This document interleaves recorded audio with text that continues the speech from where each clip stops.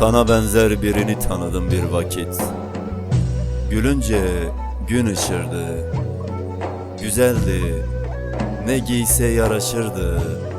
Aklım karışırdı.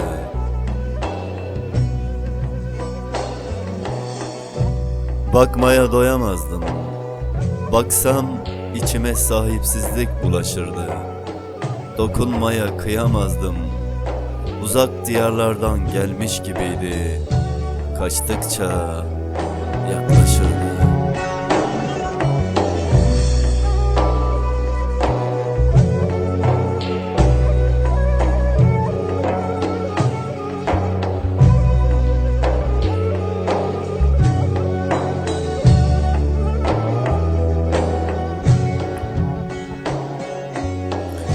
Sana benzer birini gördüm bir vakit.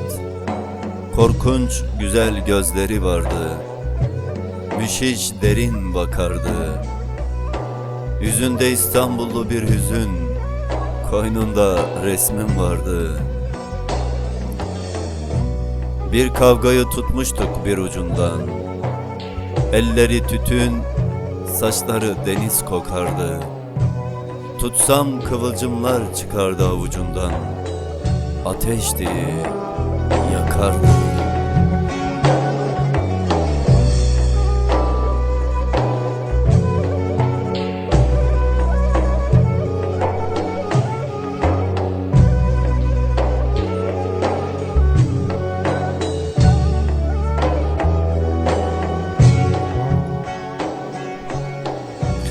Sana benzer birini yaşadım bir vakit. Bensiz bir dakika durmaz, benle olamazdı. Ezan sesleriyle başlardı gün onunla, yıldızlarla sönerdi.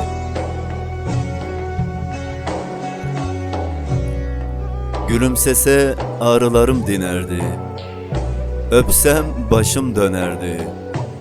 Öfkesi delikanlıydı. Deli fişekti, heyecanlıydı.